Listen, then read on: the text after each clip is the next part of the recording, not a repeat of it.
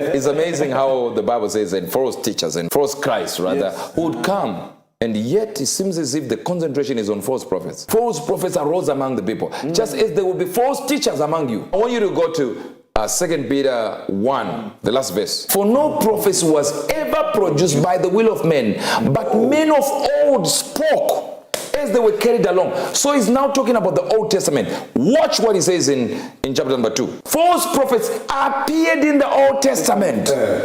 It doesn't mean saying this nowadays we will not have false prophets. No, but he's saying the abundance is not the false prophets. It's false teachers. He says these ones appeared in the Old Testament, the false prophets. They are still here today, the false prophets. They are here on earth. But the main ones are false teachers.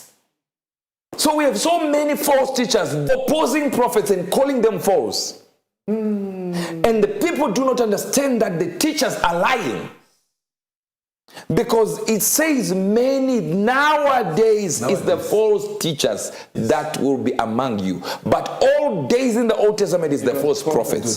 So the false prophets were rampant and many in the Old Testament. As we understood from 2 Peter 1:21. Yes, and then it says now in the New Testament, false prophets are still there. But the concentration is on false teachers. Why? Deception comes through teaching mainly. Because if the teaching becomes correct, you will spot a false prophet. And you know what a false apostle is. But you've been told by the false apostles that they are false prophets. Everyone is a false prophet. False prophets. Prophets will come.